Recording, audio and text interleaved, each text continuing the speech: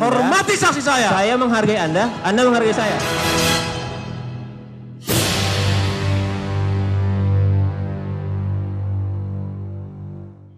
Pemirsa, kita menuju ke Gedung Pengadilan Negeri Jakarta Pusat untuk bergabung dengan Yulfitri Nesya yang sudah berada di Pengadilan Negeri Jakarta Pusat.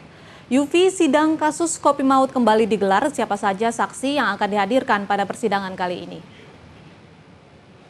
Ya baik, terima kasih Uci dan juga pemirsa. Saat ini saya berada di Pengadilan Negeri Jakarta Pusat dan pada saat ini kita akan segera menantikan untuk berlangsungnya sidang ke-24 untuk kasus pembunuhan Wayan Mirna Salihin dengan terdakwa tunggal Jessica Kumala Wongso. Sidang yang seharusnya digelar pada pukul 9 dan hingga saat ini masih belum ada tanda-tanda akan dimulai, meskipun sudah ada begitu yang menghadiri, sudah ada yang tiba di Gedung Pengadilan Negeri Jakarta Pusat. Salah satunya adalah Jaksa Penuntut Umum Ardhito dan juga sejumlah awak media yang sudah mulai mengeset tempat mereka masing-masing untuk mengabadikan jalannya persidangan.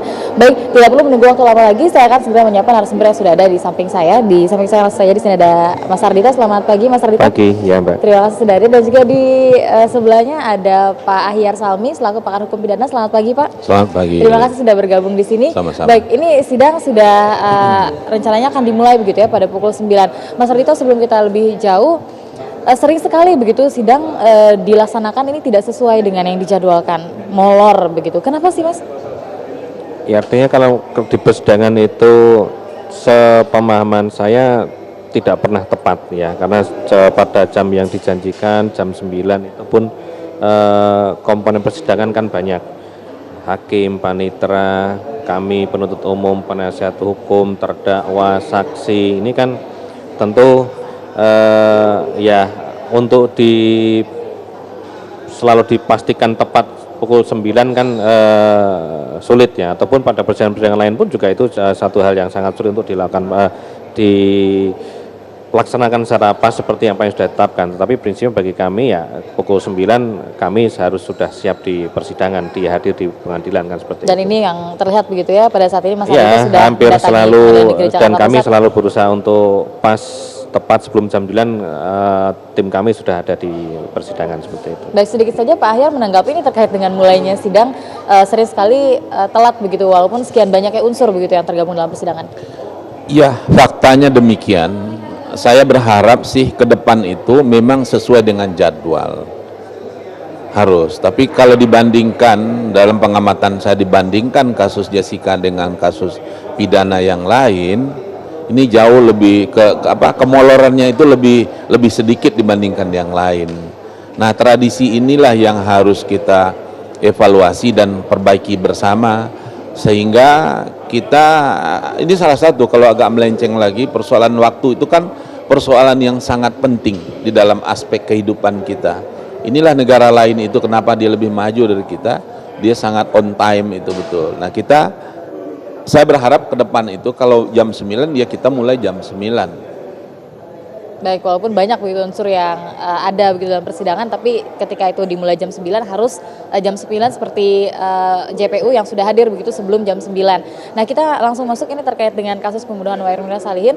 Kalau kemarin kita lihat ahli yang dihadirkan itu dari Australia, langsung saja kemarin ada dokumen-dokumen begitu yang diajukan kepada hakim untuk mengonfirmasi terkait dengan berita yang beredar seperti di situs-situs internet dan juga clipping yang Anda bawa kemarin. Itu kenapa diajukan pada saat itu? Ya, artinya kita kan sebelumnya memang tidak tahu, kita sama sekali buta, jangankan siapa ahlinya, bahkan ahli apapun ataupun saksi siapapun kan kita juga tidak mengetahui karena juga tidak memberitahu. Dan saya pikir logis, kalaupun diberitahu kita juga tidak akan bisa mengetahui karena bisa memahami ataupun bisa detail karena tidak ada dalam berkas perkara kan seperti itu. Dan akhirnya pada peristiwa kemarin itu kita tahu betul-betul adalah ketika ahli itu dipanggil, dibacakan namanya dan ahli apa,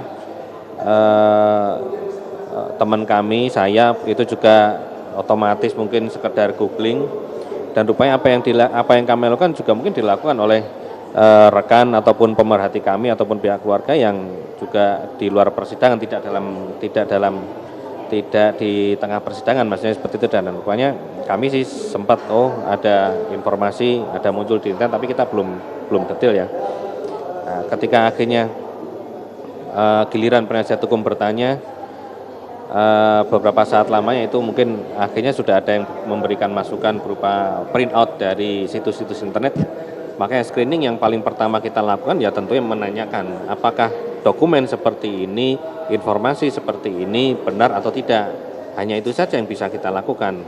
Tentu apapun jawabannya kita akan dalami sebenarnya, akan kita dalami, dan di situ kita sebenarnya menguji juga kejujuran dan ketegasan dari ahli ya. Dan rupanya kemarin ahli juga menjelaskan bahwa itu malah story-nya, kisahnya, tetapi dia tidak meyakini apakah itu sebuah situs yang benar atau tidak. Ya bagi kami jawaban apapun tentu akan kami evaluasi lah seperti itu. Baik, ini mungkin terkait dengan permasalahannya mungkin tidak semua pemirsa begitu ya, dan juga Pak Ahyar ini mungkin akan mempertanyakan sebenarnya ini ada masalah apa sih terkait dengan ahli yang dihadirkan kemarin. Bisa dijelaskan untuk permasalahannya dengan hukumnya itu seperti ya, apa? Sampai sekarang saya juga belum detail ya, karena kami tapi menurut informasi kemarin yang ada di clipping Anda? Artinya bahwa ada keterlibatan kasus pembunuhan yang dilakukan oleh ahli tadi di Amerika Serikat seperti itu. Tapi detailnya seperti apa saya juga belum mempelajari lebih detail. Baik, jika memang dugaan begitu ya keterlibatan pembunuhan tersebut benar adanya, jika begitu kita berandai-andai seperti itu, apakah nanti hal-hal yang diungkapkan dalam persidangan kemarin ini bisa dihitung atau bisa diperhitungkan oleh hakim atau tidak sih menurut Anda sebagai JPU? Ya artinya itu nanti tentu terserah kepada hakim ya menilai seperti apa, dan kami pun juga tentu memiliki catatan-catatan apakah keterangan ahli ini dapat kita pertimbangkan atau tidak seperti itu. Nah, kalaupun ada yang bertentangan dengan ahli kami, ya kita nilai apakah pertentangan itu suatu, kita kan tidak tahu yang benar yang mana kan seperti itu ketika ada pertentangan. Nah, itu bagian dari penilaian kami terhadap keterangan yang diberikan itu apakah capable atau tidak, kita juga melihat sosoknya seperti itu. Dan terkait dengan keberatan-keberatan begitu nanti juga akan diajukan? Keberatan-keberatan tentu nanti ya kita tulis dalam surat tuntutan, keterangan seperti ini, mungkin kita keberatan dalam keterangan seperti ini karena apa alasannya tentu kita cantumkan. Baik, ini berbeda begitu dengan ahli sebelumnya dari Australia juga, yaitu Dr. Beng Ong juga kemarin sempat bermasalah dengan visa dari pihak imigrasi, langsung ditangkap begitu. Untuk yang saat ini yang kemarin begitu ya Michael David Robertson ini, apa tindak lanjut dari JPU? Kami tidak melakukan tindak lanjut apa-apa selain hanya mempertimbangkan keterangan itu dari dalam persidangan untuk tuntutan kami, itu aja. Tidak melakukan pengusutan terkait dengan status dari ya, ahli? artinya kan yaitu bukan kapasitas dan bukan kewenangan kami untuk melakukan pengusutan seperti itu. Baik, dan terkait dengan kemarin juga ada hal-hal yang diungkapkan seperti Dr. Beng Ong begitu ya, Dr. Michael David Robertson ini juga cenderung meragukan adanya sianida begitu dalam kasus ini. Tanggapan Anda? Kalaupun dicermati kemarin sebenarnya ada dua konklusi. Bahwa konklusi pertama, ahli ini menurut saya ahli ini yakin bahwa penyebab kematiannya karena ada korosif. Tapi korosif akibat sianida, tetapi dia meragukan hasil lab for toksikologi, karena menurut dia hasil lab for toksikologi ini tidak meragukan karena hanya ditemukan 0,2 dalam lambung, sedangkan 0,1 cairan tubuhnya adalah negatif. Tetapi kemarin sudah saya pertanyakan keraguan itu apakah karena ahli tidak melakukan percobaan persis seperti yang dilakukan oleh puslapor.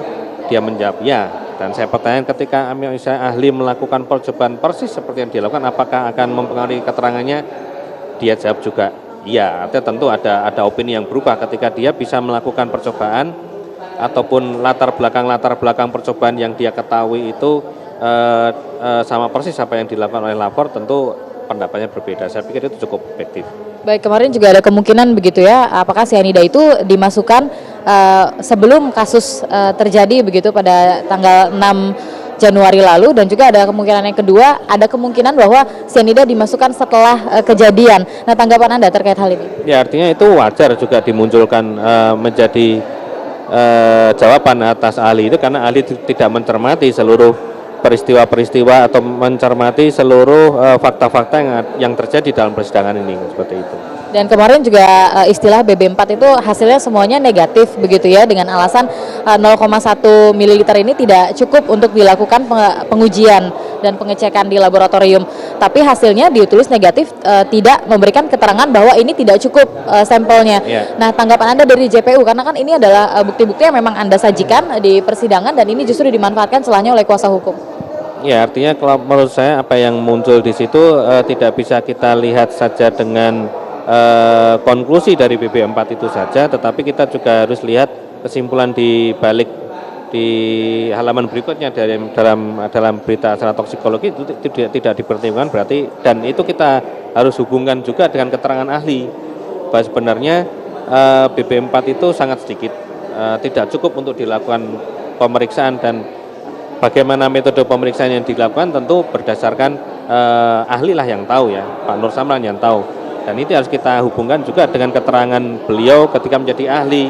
Di situ sudah menjelaskan bahwa sebenarnya barang bukti sangat sedikit, tidak cukup untuk dilakukan perhitungan. Yang hanya bisa dilakukan hanyalah pengukuran pH saja, bukan perhitungan pH, tapi pengukuran pH. Baik, dan juga yang dikatakan waktu itu adalah proses penyimpanan dari cairan lambung tersebut juga menjadi salah satu faktor begitu ya, karena cairan itu memang diambil 70 menit pasca kematian, namun pengetesannya baru dilakukan 3 atau 4 hari kemudian begitu.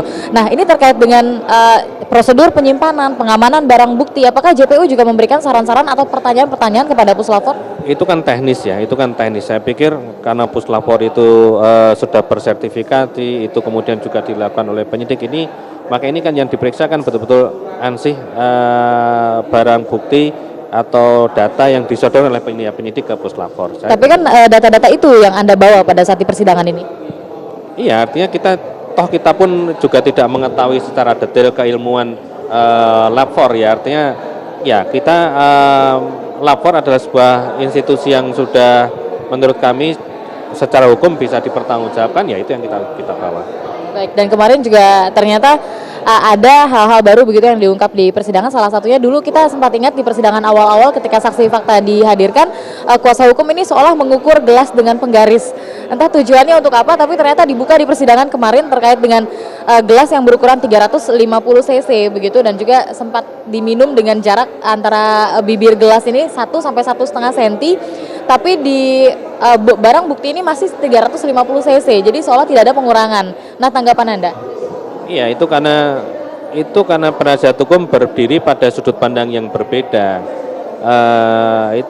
Itu hanya maksud saya hanya sekelumit isu yang tidak tepat sebenarnya dimunculkan oleh penasihat hukum, karena 150 ml pada sisa Vietnam Ice Coffee yang ada dalam gelas dan 200 ml sisa Vietnam Ice Coffee yang ada dalam botol itu tidak menjadi isu atau pokok bahasan oleh puslapor, sehingga tidak dilakukan pengukuran secara rigid, hanya diperkirakan saja, bahkan mungkin juga tidak, karena yang dicari sebenarnya adalah kadar natrium cyanida dalam satuan miligram per liter. Jadi itu mungkin hanya diambil kemudian dites, diambil sampelnya kemudian dites untuk mengetahui kadar natrium cyanida dalam satuan miligram per liter. Jadi bukan mungkin dipertegas begitu ya? Iya. Dipertegas bahwa memang ukuran 200 ml yang di dalam botol dan juga 150 ml yang di dalam gelas ini bukan merupakan ukuran yang sebenarnya, atau ini hanya diperkirakan saja? Hanya perkirakan, dan ini memang tidak dilakukan pengukuran secara rigid, karena pengukuran secara rigid tidak diperlukan untuk mendapatkan data yang diinginkan. Data yang diinginkan apa? Kadar cyanida dalam satuan miligram per liter. Dan itu tidak perlu kalau saya dengar penjelasan dari Pak Nur Samran, itu tidak perlu dengan cara pengukuran rigid sisa Vietnam Ice Coffee volumenya seberapa, itu tidak seperti itu. Tapi Anda sendiri sebagai JPU menanggapi hal ini ternyata dimasalahkan begitu oleh kuasa hukum. Apakah ini merupakan hal yang wajar? Saya pikir itu hal yang wajar untuk memberikan pemahaman kepada masyarakat, meskipun itu pemahaman yang dibelokkan sebenarnya. Itu kan pengalihan isu saja untuk menunjukkan seakan-akan hasilnya keliru. Tapi sebenarnya itu bukan masalah yang cukup mengganggu pembuktian kami, tidak, karena sudut pandangnya berbeda. Baik, dan kemarin juga pada saat ingin menghadirkan ahli kedua begitu digital forensik begitu yang ternyata menghadirkan kembali Rismon Sianipar, ini JPU menolak terkait dengan menghadirkan kembali Rismon ini. Iya, artinya kalaupun hadir lagi ahli Pak Rismon, ahli sebagai ahli IT, tentunya datanya sama, yaitu hanya berdasarkan rekaman yang dilakukan oleh beberapa stasiun televisi atas presentasi atau atas penjelasan ahli di depan persidangan, di mana kesimpulannya adalah ahli menduga adanya tampering ataupun penyisipan ataupun editing, kan seperti itu. Apapun materinya, tapi kalaupun konklusinya sama dan bahannya sama, kami menganggap itu hal yang sama sebenarnya, tidak perlu tidak harus diperdebatkan lagi. Perdebatan itu sudah ada pada persidangan yang lalu, kami sudah mendapatkan kesimpulannya dan mungkin penasihat hukum juga mendapatkan kesimpulan, dan rupanya hakim pun juga berpendapat sama, makanya keberatan kami dikabulkan oleh majelis hakim seperti itu. Kalau saya tidak salah ingat begitu ya, Mas Ardhito juga dulu sempat begitu ya menghadirkan saksi yang sama beberapa kali. Saksi yang sama, tetapi kan saksi yang sama. Contohnya seperti Hani begitu dihadirkan kembali ketika ada bukti tambahan. Itu kan dikonfrontir ya, itu kan dikonfrontir. Bukan ahli, ini kan ahli, beda. Saksi dengan ahli kan begitu. Harus dibedakan, kalau saksi kan saksi fakta. Ada hal yang menurut ahli tidak, menurut hakim itu tidak harus dikonfrontir, perlu saya pikir. Itu kan dalam kapasitas untuk konfrontasi dengan saksi lain, mencari kebenarannya kan begitu. Baik, terkait dengan konfrontasi juga kemarin sempat ingin ya wacana konfrontasi dilakukan ketika menghadirkan Rismon dan juga MNU secara bersamaan. Konfrontasi seperti itu memangnya wajar begitu ya dilakukan, padahal kan jatah dari JPU sudah habis pada saat itu. Ya, artinya tidak ada larangan, menurut kami tidak ada larangan dalam hukum acara pidana adanya konfrontasi seperti itu, dan ya ini maksud kami adalah untuk yang memberikan pemahaman lah bagaimana apa yang sebenarnya terjadi atau bagaimana secara keilmuannya. Kan ada beberapa yang banyak ilmu-ilmu itu yang pada dasarnya kami ini awam kan seperti itu. Baik, kalau ketika kuasa hukum mengeluarkan ahli atau waktu itu JPU mengeluarkan ahli sebelum dia mengeluarkan pendapatnya, Saya kurang tapi berapa menit ini. baik, sebelum mengeluarkan pendapatnya, tapi kuasa hukum ini lebih menanyakan dulu terkait dengan statusnya, keberatannya di awal. Nah, apakah JPU juga akan melakukan hal yang sama atau menunggu gilirannya setelah ahli ini menjabarkan segala macam? Kalaupun kita sudah punya guidance ya berupa berita acara pemeriksaan, tentu keberatan-keberatan itu akan kita hadirkan atau kita sampaikan pada awal-awal persidangan seperti itu. Baik, nanti kita akan lihat begitu ya ahli apa lagi begitu yang akan dihadirkan oleh kuasa hukum, dan juga terima kasih Mas Ardhito, selamat bertugas dan terus jaga kesehatan Anda dan juga tim Anda. Terima kasih pemirsa. Itu tadi perbincangan saya dengan Mas Ardhito, dan nanti kita akan kembali lagi di Breaking News langsung dari Pengadilan Negeri Jakarta Pusat bersama dengan Pak Ahyar untuk mengomentari apa saja yang tadi barusan dikatakan oleh Pak Ardhito. Sesaat lagi.